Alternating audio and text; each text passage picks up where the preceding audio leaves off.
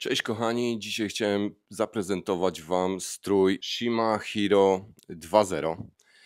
Tak jak obiecywałem i tak jak Wy prosiliście w komentarzach o to, żeby pokazać Wam, jaki tak naprawdę jest ten strój, czym on się charakteryzuje i przede wszystkim jego minusy, bo plusy wszyscy znamy, jest mnóstwo jakichś tam mniej lub bardziej sponsorowanych recenzji tego stroju. Natomiast z czym się go je, jak on wygląda, jakie ma funkcje i jakie ma rzeczy, które mnie tak naprawdę denerwują, to będziecie mogli zobaczyć w dzisiejszym odcinku. Takie duety jak powsigirki mają w życiu lepiej. Dlaczego? Dlatego, że jedno z nich może opowiadać, drugie może coś prezentować. W moim przypadku jest nieco inaczej, nieco trudniej, także pozwólcie, że pozwoliłem sobie siebie sklonować. Bach! To jest Janusz, motocyklowy Janusz, który na motocyklu w tym stroju jeździ, kochani, od października ubiegłego, no nie, troszkę was skłamałem. Chyba od grudnia ubiegłego roku, coś takiego. Zaliczył temperatury w tym stroju, to taki przedział od 4 stopni Celsjusza do 27-28 stopni, także powoli zbliżyliśmy się w okolice stopni 30. I ja Wam teraz szybko scharakteryzuję strój, który tutaj widzicie, który Janusz Wam prezentuje, jak to wygląda i z czym to się je. Jeśli chodzi w pierwszej kolejności o materiały, nie będę się tutaj na ten temat rozwodził, nie mam tu żadnej specyfikacji technicznej, wszystko na temat materiałów użytych w tym stroju zobaczycie sobie w internecie albo w innych recenzjach. Natomiast według mnie materiał jest bardzo gruby, spełnia on certyfikację podwójnego A. Macie wszędzie, gdzie chyba można mieć oprócz klatki piersiowej protektory, czyli protektory macie na plecach, barkach, łokciach, kolanach i biodrach. Co tutaj mnie urzekło przede wszystkim?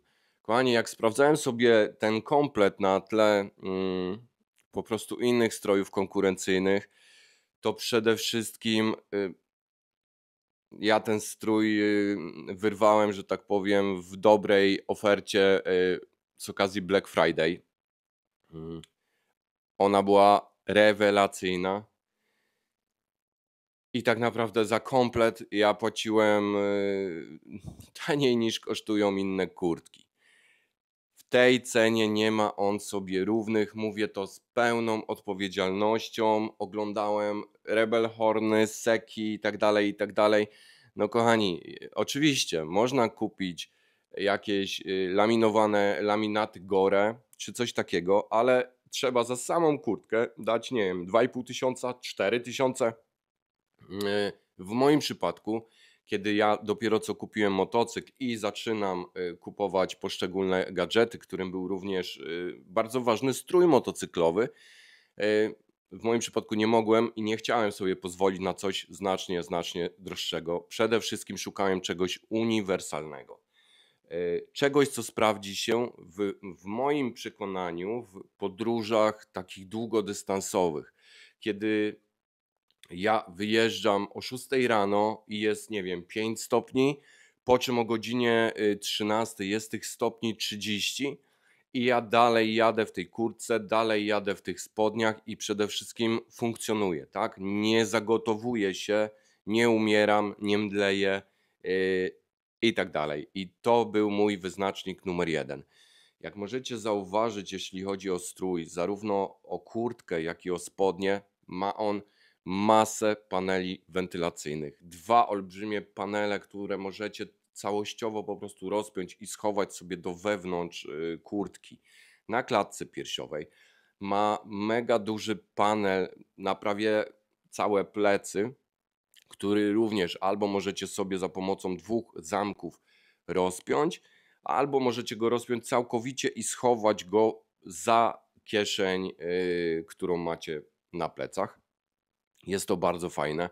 Na spodniach całe uda są rozpinane oraz bardzo wysoko otwierane są na łydkach panele wentylacyjne.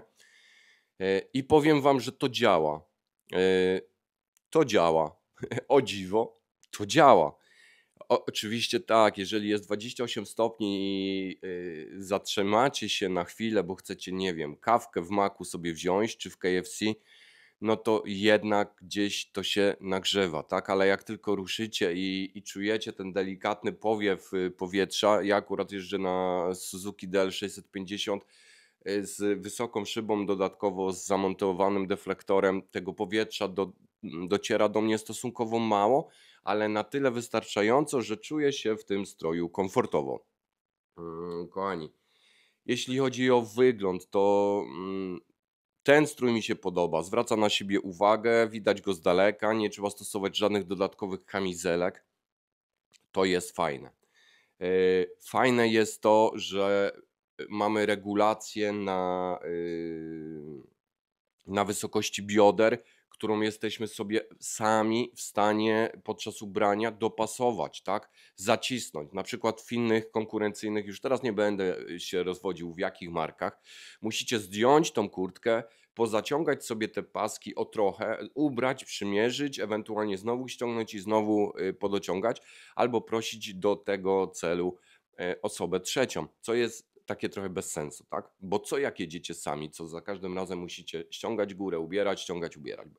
Okej, tu mamy ten problem rozwiązany. Mamy obszerne kieszenie, które są, niektóre są wodoodporne, niektóre nie są. Dwie kieszenie w spodniach na udach, dwie kieszenie w okolicy bioder na kurtce, wewnętrzna kieszeń, która na 100% jest wodoodporna i spokojnie tam wejdzie zarówno telefon, jak i portfel i jakieś tam bardziej istotne rzeczy. Wracając jeszcze do paneli wentylacyjnych, mamy również mega długie panele i na tym bardzo mi zależało, żeby te panele ciągnęły się przez cały niemalże rękaw. Na samym środku przechodzi tylko pasek regulacyjny z tych rękawów i to jest fajne rozwiązanie, bo mamy dwa zamki. Możemy sobie zarówno górę tylko rozsunąć, jak i dół, albo po prostu pójść po całości i działa to ok. Teraz jeszcze z takich fajnych rzeczy. Kupując ten zestaw, dostajemy od razu podpinki ocieplające zarówno do spodni, jak i do kurtki. I tutaj się na chwilę zatrzymam, bo o ile podpinka do spodni jest na całej długości nogawek, o tyle podpinka ocieplająca do kurtki jest tylko w postaci kamizelki. Może to przeszkadzać, może to komuś pomagać. O tych podpinkach będzie jeszcze mowa trochę później, bo ja mam inne przemyślenia całkowicie na ten temat. Natomiast one są. Kolejna warstwę, którą możecie wpiąć, to jest podpinka chyba z membrany Humax, tak to się chyba czyta, coś takiego. Sprawdźcie sobie koniecznie, czy przypadkiem się nie pomyliłem. Jak coś, to wpiszcie w komentarzu. Natomiast wpinamy ją również do środka tej kurtki i ona ma nam zapewnić dwie rzeczy. Pierwsze to to, że nie zmokniemy, nasze ciało nie zmoknie. Druga rzecz to to, że nie przewieje nas wiatr, gdyż ta membrana jest po prostu wiatroodporna, wodoodporna i wiatroodporna równocześnie. I sprawdza się ta membrana idealnie, jeżeli mamy w okolicach na przykład 10 stopni, czy też mamy silny, zimny wiatr. Jest to rozwiązane w sposób fajny. Dodatkowo to, co mogę powiedzieć o tych membranach, że tak, możemy wpiąć je wszystkie, możemy wpiąć tylko ocieplającą, możemy wpiąć, porobić sobie różne miksy. Je da się tak właśnie stosować i to jest fajne. Dodatkowo na rękawach każda z tych membran posiada również zamek.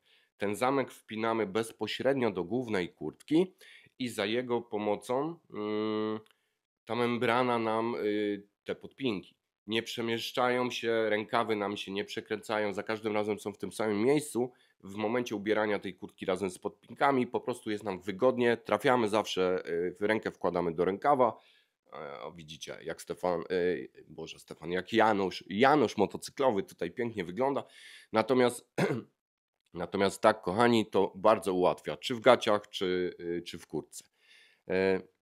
Co jeszcze z plusów? Dodatkowym elementem, który jeszcze możecie dodatkowo sobie dokupić do tego zestawu, to jest kołnierz, który zapewnia krycie, osłonę szyi, tego newralgicznego miejsca, tego, którego my wszyscy boimy się, że tak powiem, zawiać, bo za chwilę, wiecie, przeziębienie, dlatego używamy tam jakieś buffy i chusty, bandany i te sprawy, to możecie sobie coś takiego fajnego dokupić osobno. Wiem, że osobno jako gadżet są jeszcze szelki dostępne. Mi one na początku myślałem, że będą potrzebne, natomiast po regulacji i po dopasowaniu spodni stwierdziłem, że jednak nie, z szelek rezygnuję. Natomiast tu jak widzicie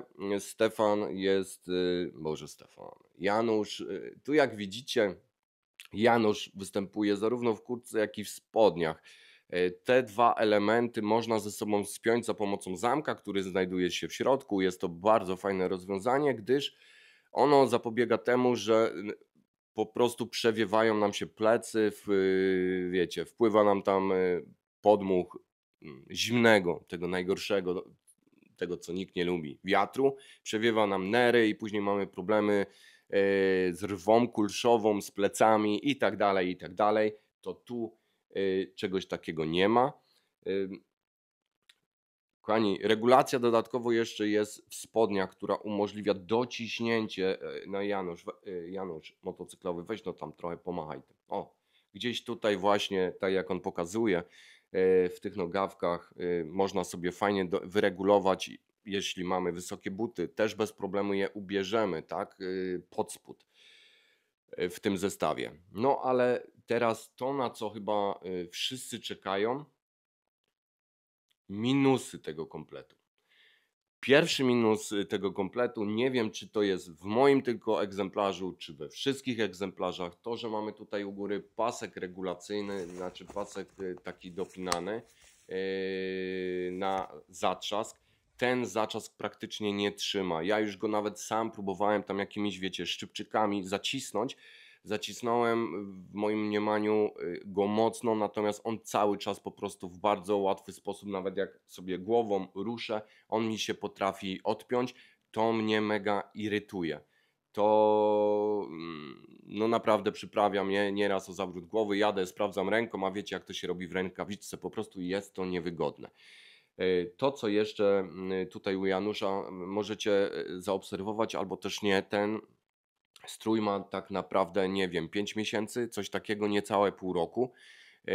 Te w szczególności żółte elementy zauważyłem, że mają tendencję do bardzo szybkiego brudzenia się i nie wygląda to fajnie, traci to trochę na takiej efektywności, na jakości. Dodatkową rzeczą, która mnie po prostu męczy na maksa, to jest ok, mamy wentylowane plecy z tyłu. Tak jak widzicie, Janusz, obróć się, tutaj mamy wentylację pleców, którą możemy, jak wspomniałem, odpiąć w całości.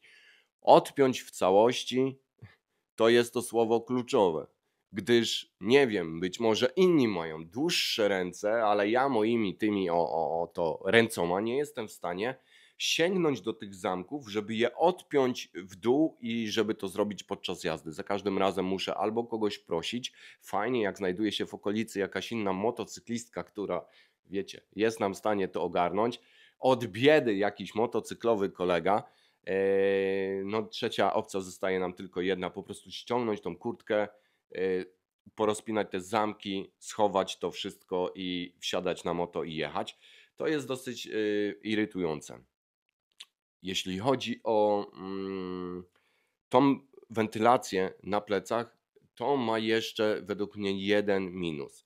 Na samej górze tej wentylacji, zaraz Wam pokażę na przebitce, jest zaczep, rzep, który w momencie, kiedy my sobie regulujemy, jak bardzo ma nam wiać za pośrednictwem dwóch zamków z lewej i z prawej strony, to ten rzep trzyma nam całość, żeby ta całość nam nie opadła. Natomiast według mnie tutaj Shima zaoszczędziła trochę to bez sensu taka oszczędność, bo ten rzep jest dosłownie, nie wiem, 4-centymetrowy. Ten rzep według mnie i w moim odczuciu powinien być po całej długości tego panela wentylacyjnego. Dlaczego? Dlatego, że jeśli wy sobie te zamki rozpinacie, to ten rzep, to ta klapa z kurtki wam się załamuje, faluje, lata na wszystkie strony. To, że lata, to pół biedy, bo jak jedziecie, to tego nie widzicie, ale gdy już staniecie, wygląda to po prostu, no wygląda to brzydko, tak? Wygląda to, brakuje mi słowa, ale wygląda to brzydko. Z dodatkowych jeszcze aspektów to przednie kieszenie w kurtce, które znajdują się na wysokości brzucha, na wysokości bioder, one mają klapy, które zachodzą na nie i w momencie, kiedy wy sobie je wypakujecie, te kieszenie, to ciężko jest się dopiąć, czyli te klapy są tak jakby wykonane zbyt krótko. To fajnie wygląda, jeżeli kurtka jest i kieszenie są niczym niewypełnione, ok, ale jeśli wsadzicie tam, nie wiem, portfel czy cokolwiek grubszego, to macie po prostu problem z dopięciem tych kieszeni i tutaj pojawia się znowu efekt taki, że jeździcie z otwartymi tymi klapami czasami, jakie sobie dobrze nie podopinacie. Z minusów, które ja uznaję za minus tego, to jest rozmiarówka. Ja mam 1,87 m wzrostu. Jestem, no generalnie wydaje mi się, że mogę tak powiedzieć, dosyć szczupłej budowy ciała. Ważę w okolicach 90 kg. I teraz, o ile z kurtką nie było większych problemów, bo ja kurtkę mam w rozmiarze L, o tyle z spodniami to był jakiś kosmos. Skończyło się na tym, że po chyba 4 czy 5 przymiarkach w różnych miejscach, jak widzicie, Janusz wybrał spodnie, uwaga, w rozmiarze M. W rozmiarze M, które generalnie po wpięciu wszystkich podpinek do środka są dosyć niekomfortowe w okolicach bioder. Bardzo ciężko jest podnieść tą nogę do góry, żeby wsiąść na motocykl. W biodrach Janusz, z tego co mi mówił, czuje się bardzo opięty. To występuje oczywiście ze wszystkimi podpinkami. Natomiast jeśli chodzi o długość między M-ką a L-ką, to ta różnica jest, nie wiem, 4 cm i ona tutaj mieści się w granicach tej tolerancji i normy, kiedy my i tak używamy jakieś buty wysokie. Oczywiście nie klapki Nike'a, tak? Co jest jeszcze z tą rozmiarówką? Z tą rozmiarówką i tutaj przede wszystkim ze spodniami jest kwestia ochraniaczy, a nie tyle ochraniaczy, co komór, w których one się znajdują. Te komory, i tu też postaram się pokazać wam na przebitkach, wykonane są z takiej siatki. Janusz, weź no się pokręć, żeby tu się coś działo, ok, żeby tu fajnie wyglądało, coś potańcz.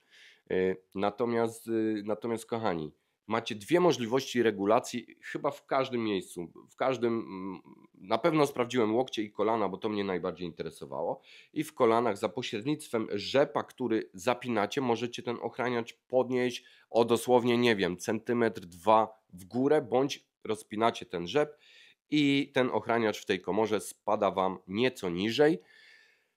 Ja nie jestem w stanie dopasować tych ochraniaczy. Pomimo tego, że ja mam M-kę, wydaje mi się, jak na mój wzrost, to stosunkowo długie nogi. Wiecie, jak siedzę na DL-u, nie mam problemów, żeby dosięgać pełnymi stopami do ziemi. To mimo tego te ochraniacze czuję, że mam je po prostu za nisko. Za nisko. Jeżeli ja mam ugięte nogi, one podchodzą do góry razem ze spodniami i układają się w miarę fajnie na tym kolanie. Natomiast jak ja stoję w tych spodniach, jak Janusz teraz sobie stoi, to te ochraniacze kończą się w okolicy połowy kolana. I wydaje mi się, a raczej jestem o tym święcie przekonany, że tak nie powinno być, bo wiecie, w momencie gleby i lotu wy nie lecicie, nie wiem, podkuleni, tak jak siedzieliście na tym motocyklu, tylko Janusz, dobra, przestań tańczyć. Tylko tutaj te nogi wam się mogą wyprostować i wtedy co z tego, że tam są te ochraniacze, o których notabene 49 w swoim jednym z filmów powiedział, że to jest bullshit totalny. No ale dobra, są. Zakończmy tą polemikę. Wy możecie sobie zobaczyć ten film i popisać w komentarzu, jakie jest wasze zdanie na temat tych protektorów, które tak naprawdę wymusza na producentach Unia Europejska. One powinny być w odpowiednich miejscach i to jest dla mnie no takie trochę nieodpowiednie, tak, że ja nie jestem sobie w stanie do końca idealnie dopasować tego tak, jak właśnie ja bym sobie tego życzył. Z takich elementów jeszcze,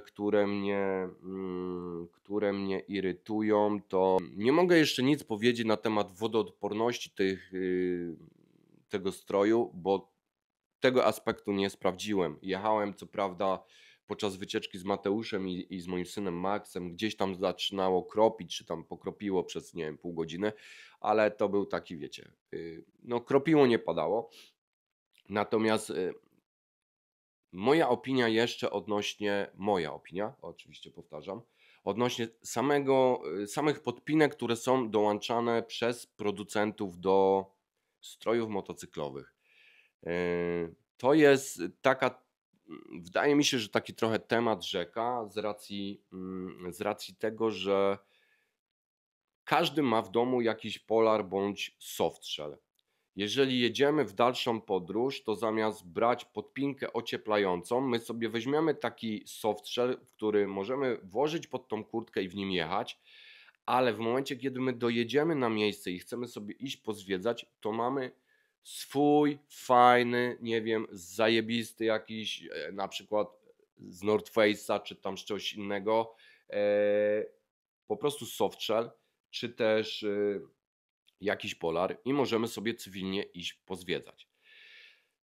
W momencie, kiedy pada, to tak naprawdę na dobrą sprawę, jeżeli wy macie podpinkę wodoodporną, która znajduje się pod tą górną warstwą, która jest gruba, jedziecie w srogim deszczu, jest to trip na przykład 5-dniowy, to okej, wy może jako tako nie zmokniecie, ale ta warstwa wierzchnia będzie cała przemoczona. Samo wysuszenie tej warstwy, nie wiem czy podczas takiej nocy, gdzie temperatury będą na przykład 15 stopni w nocy, czy tam 12, ta kurtka wam wyschnie. Nie wiem, bardziej doświadczeni koledzy, napiszcie coś na ten temat. Ja tak tylko z teoretycznej mojej wiedzy, bo do tej pory jeszcze tego nie sprawdziłem, wydaje mi się, że ona nie wyschnie. Piszcie w komentarzach, jeśli uważacie, że jest inaczej, sprawdziliście, że jest inaczej. No i co to powoduje? Powoduje to, że i tak większość motocyklistów, których ja widzę albo na drogach, albo oglądam na YouTubie ich filmy, oni i tak mają wodoodporne stroje, które narzucają po prostu nastrój motocyklowy. Czy kombinezon jednoczęściowy, czy taki strój dwuczęściowy, spodnie, osobno kurtka.